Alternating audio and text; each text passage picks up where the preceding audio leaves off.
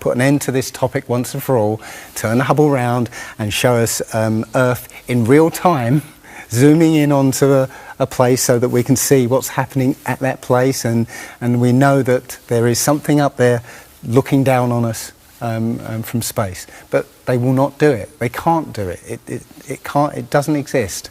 It literally doesn't exist. It's all fraud. It's all fake. Pretty much everything NASA puts out is fraudulent. Nobody has actually really gone all the way across Antarctica. Yeah. Now there are millionaires out there who could assemble the resources to make an expedition and completely go across and chart Antarctica and make a name for themselves, being the first person to do that. Yeah. But nobody ever does. Now you can actually measure the temperature of the moonlight next to the temperature of the shade of the moonlight, and you'll find the moonlight is colder than the shade, the opposite from the sun. So the moon is throwing out its own light, and that light is the opposite from the sun. Now, that tells you that it's not reflecting the sun's light. It's producing its own, and its light is different from the sun's. So, the scientific community have not told us this, because they won't tell us this because it destroys this idea that the sun is lighting up the moon. The other thing that's about the spinning Earth is looking at the stars. Now, directly above the axis of spin is the pole star, Polaris, directly over the North Pole. And we're told that the reason that all the stars spin around the North Star is because the Earth is spinning at 1,000 miles an hour.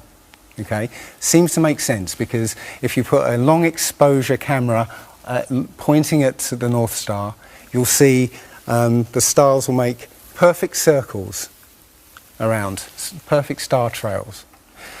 The only problem is the Earth is also orbiting the sun at 67,000 miles an hour. The sun is moving, dragging the Earth and all the planets up that way or that way at 600,000 miles an hour. So why do we see perfect circles? Because that's the slowest speed, that's slowest motion in that mix. And yet the Earth is moving 67 times faster that way and 600 times faster that way. So you should see the stars do all sorts of strange motions, but you don't. You only see them make these perfect circles. That tells me that it's the stars that are moving, not the Earth. If a pilot is flying around the curve of the Earth, then he should be dipping the nose down. Every 5 minutes he should be dipping the nose down to stay around the curve. But the thing that really got me interested was, as you say, the gyroscope. In a plane there is an artificial horizon, and it's based on a gyroscope. And if you spin a gyroscope on a surface, it will want to stay upright. You can twist and tilt the surface as much as you like. The gyroscope will stay upright. So if a plane has a gyroscope and it starts following the curve of the Earth, the gyroscope would stay upright, which means the artificial horizon will start to roll backwards. But it doesn't. That's absolute proof that a plane flies over a flat surface rather than a curved one. Because I asked the pilot on my last flight, do you ever notice the artificial horizon rolling backwards? He said, no, but the artificial horizon has complex electronics in it to make sure it knows where it is on the Earth and it compensates. But I went to the manufacturer of the artificial horizon, and they confirmed to me that it's completely mechanical, nothing electronic in it whatsoever. So it's literally just a gyroscope that can freely move. So that right there is proof to me that planes fly over a plane. The problem is that we're taught as children, this ball Earth lie, And you know, you might ask as a child, you know, what about the people in Australia? You know, they're standing on the bottom of the globe, won't they fall off? And your teacher says, no, gravity. And you go, oh, okay. And you never go back to that question. But when you go back to it as an adult and start looking at it with a critical eye, right, the whole thing falls apart. As you say, the globe is spinning at 1,000 miles an hour.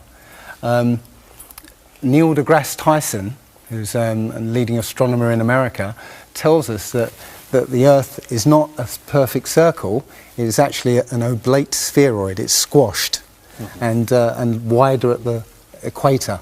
Yeah? So, Znači, po-stesnet je na polovite, a po-širok je na ekvatorot. Exactly. So my question to him would be, why is there land at the equator? Because water will move more readily than rock. So if the Earth is spinning, the water will be collected at the equator. I mean, if you spin a wet tennis ball, okay, you spin a wet tennis ball, the water shoots off at the equator, essentially. So all the water will be gathered around the equator. So why is there land at the equator? Doesn't make any sense. It seems like Admiral Byrd found the edge of the dome, okay, while he was out there. And as soon as he left there, they started firing missiles straight up, I believe, to try and test how far that dome went. If you watch the trajectory of the space shuttle, it doesn't go straight up. It always goes in a curve and out to sea. Yeah, and if you see it, Why is that? well, because Is it normal to go straight up? Well, as fast as he can to go out of the atmosphere? I've been talking to a few people in sort of the scientific community, and they'll say, no, straight up isn't the right way to go. You have to sort of go sort of around the curve and get speed to get into orbit. But still, the point is that they actually go horizontal. The space shuttle goes horizontal. It never goes any further up. It goes horizontal, very, very low down in the atmosphere, because it drops its external tank while it's still in the atmosphere. So you know, it's still in the atmosphere while it's horizontal. So it never gets any higher, and it goes out of sight. Not because it goes too high, because it goes too far downrange. And it seems that nobody's ever on the space shuttle, and the proof of that is the Challenger disaster. In I believe it's 1986, the Challenger exploded just after takeoff and killed 7 astronauts. But it turns out that 6 of the astronauts are still alive, and most of them are using their original names. And you can find pictures of them. They're using the same names, and they're doing ordinary jobs now. Teachers, lecturers, lawyers, whatever. But they're still alive. And you can see whenever the space shuttle lands, you can hear it. It's a loud jet engine. You watch any video of the space shuttle landing, you can tell it's a jet engine. It's a jet-powered aircraft. That's it. It's not a glider. In my video, I show you a glider, how that seems, and then I show you the space shuttle, and yeah, it's not a glider. It's an aircraft, and that's what they're fooling us. Taking billions of dollars in and giving us images and fake planes for that 10 billion, you know, however many billions of dollars it is. That isn't the first thing that's been hidden over the years. I mean, we're all driving petrol cars because 100 years ago, the Rockefeller family basically cornered the market on oil, and the car industry was going electric. So, you know, all cars would have been electric from the get-go, but they basically forced everybody to use petrol cars, and have hidden this secret. And literally, you know, we could be running around in electric cars that have unlimited mileage by now, but we're still using these 100-year-old machines, dirty machines, because of a secret that's been kept. It's easy. If everybody's been trained into believing that this is real, right, and there's space, and it's within our interests to explore space and go to the moon, go to Mars. Yeah, people will pay for it, and they're making billions. Mm-hmm. And yeah, there's more to it, because I believe there's a big deception coming, and it's to do with aliens, because now since Roswell, 1947. That was the first time anybody had ever understood the idea of aliens. But since then, we've been bombarded with science fiction and the idea of aliens. And most people believe there are aliens out there. So they've prepared us for an alien invasion or an alien saviour. And I think the flat Earth came along at the right moment to educate people, to make people believe or understand that we've been lied to. And if you know, as I know in my heart now, that is real and this isn't, I will not be fooled by aliens coming, because there are no aliens. There's no space. Yeah, it's all fantasy by Disney and NASA. Well, the Bible has a very, very clear view of what this place is, and it matches that place more than it matches this. Okay, and what it says is the great deep is under it, just water. It's just deep water, and above the firmament is water. And it says in Genesis that he separated the water below from the water above, and made a space. And then made dry land appear out of the water. So what's under the flat Earth? Well, it's water, and it just goes on. Again, I don't know for sure, because I've not been under there. I don't know what's past the outside of, or the first few hundred miles of Antarctica. But everything I've seen over the last year and a half tells me that is true and this isn't. And I'm starting to believe and trust my intuition about this. It's true, because this world is very different from what most people think it is. There are very powerful people who essentially rule this world right now. And the ordinary person is a slave in this world. And slaves aren't educated.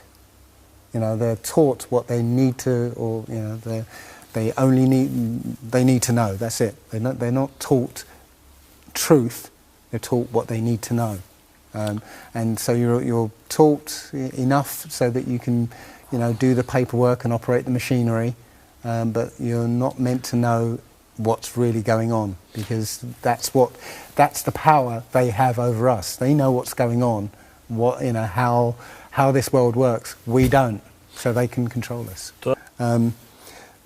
In my opinion, the Big Bang theory and the theory of evolution and the ball Earth theory are all interlinked, and they're all there to make us feel as though we're insignificant. We're small, tiny, miniature, unimportant pieces of slime crawling around on a speck of dust in an infinite universe. If that's true, and there's no purpose, there's no meaning to anything, then our owners can do whatever they want with us. Then, this is all accidental, so food can be genetically modified because it's imperfect. We can be modified because we're imperfect. If we realise that this is the universe, and complete universe. Yes, this system is is everything. Everything that NASA has put out is CGI, is fake. Okay, people say, I think you mentioned it. If you look out into the universe, you see that the moon is round, spherical, and the planets are spherical, and so why are we flat? Well, how do you know that the planets and the stars are spherical? You know, all you get is, if you look for a telescope, you see a flat disk. If you think you see a spherical shape there, well, it needs two eyes to resolve 3D.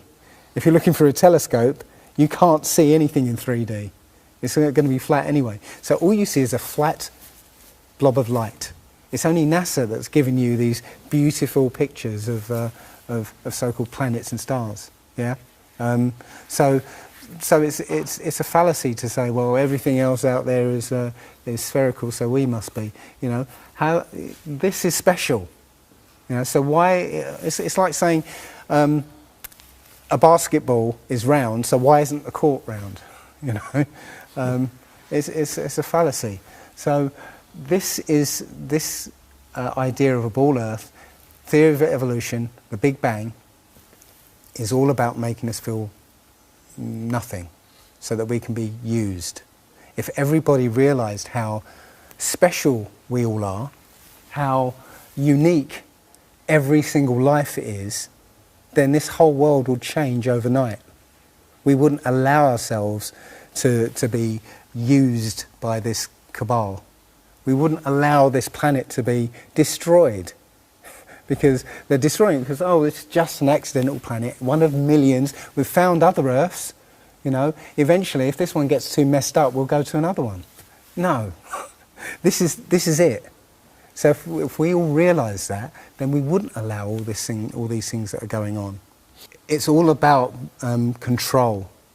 There are a small group of people who want to control the world, and because there's so many of us out there, you know, they can't control us directly. They can't, you know, this small group of people can't, you know, come round to all of us and control us directly. So they must use our own minds, our own hearts and minds against ourselves. And this is what they've done. They've educated us into this world, into this globe spinning, you know, heliocentric Big Bang evolution world, which makes us nothing. And as soon as we change that, this is amazing, because when I first started looking, it was about 1.5 years ago, I looked on YouTube and there were maybe about 100 videos, not even that probably, and nobody was talking about it, right? And then over 2015, it exploded. There are thousands and thousands and thousands of people looking at Flat Earth now. And what happens is that you'll watch something or read something, and something will strike a chord in your mind, and you'll think, yeah, I've always wondered that. And what will happen is you will start feverishly researching. I mean, what happened to me was, as soon as I got that, I spent every waking hour looking for things and testing things, and this seems to be replicated with thousands of people around the world who suddenly come into this. They start, you know, researching and getting a passion for this, because this is what I think, it's the truth, and we recognise the truth when we hear it, and we feel it, and this I believe has come at the exact right time, so that we awaken to what's going on in the world. Nothing else, you know, 9/11 even hasn't awoken people, right, to this extent. You know, for me, I've been an atheist for 40 years. From the age of 13, you know, I didn't want anything to do with God and Bibles and whatever and religions. And now I know for a fact there is a creator. There are only two possibilities. Either there is a God or there isn't. And both of them are terrifying. Yeah. If there isn't a God, then nobody's in control. We're hurtling through space, and there's no plan, and there's no nothing, and you know, that's terrifying. If there is a God, then we'd better find out who he is and what he wants and do exactly what he says. And it turns out that he gave us very specific instructions on how to live. And they're not rules as in, you know, laws that you know, that you must follow because you know, or put you in prison if you don't. No, these are rules to live by, to make a harmonious world. You know, don't harm anyone, don't kill anybody, don't steal from people. You know, don't covet people's items. You know, Don't lie. don't lie. I mean, these things are written in our hearts anyway. Yeah, but we're in a society that that legalizes all of the Ten Commandments. You know, the policemen and soldiers can kill. They're allowed to kill. Yeah, you know, Politicians can lie. they can lie. They are lying all the time. They're actually. lying all the time. Police have been told that they are allowed to lie to try and get to catch somebody. Yeah, they're allowed to lie. Everything in the Ten Commandments is legalized in this society. That tells you who runs this society.